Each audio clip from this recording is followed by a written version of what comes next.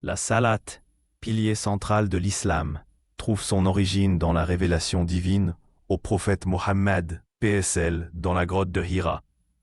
Selon la sourate Al-Baqarah, 2 fois 43, elle fut prescrite comme un lien spirituel entre le croyant et Allah. Les manuscrits anciens montrent que ces versets furent parmi les premiers révélés, soulignant son importance.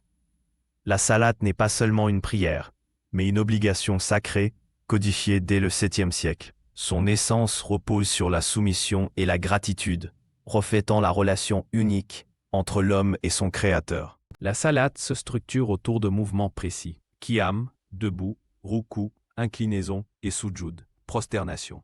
Chaque geste symbolise une étape spirituelle, comme le mentionne le savant Al-Ghazali dans ses écrits.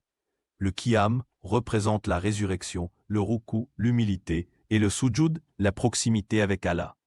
Les enluminures médiévales détaillent ces postures, transmises sans changement depuis des siècles. Cette codification, basée sur la sunna, assure l'unité des musulmans à travers le monde, malgré les différences culturelles. Les soufis voient la salat comme une conversation mystique avec Allah. Le verset 662, Inna salati wa nusuki, résume cette vision. La prière devient une offrande du cœur. Des maîtres comme Ibn Arabi décrivent la prosternation comme l'effacement de l'ego pour atteindre la lumière divine, Nour. Cette approche introspective, illustrée par les derviches en transe, montre comment la salat transcende les rites pour toucher à l'essence de la foi. La calligraphie de ce verset, souvent ornée de motifs floraux, symbolise cette connexion spirituelle. Au-delà de la spiritualité individuelle, la salat unifie les communautés. Les marchés médiévaux s'arrêtaient à l'appel de l'adhan, comme le décrit le voyageur Ibn Battuta.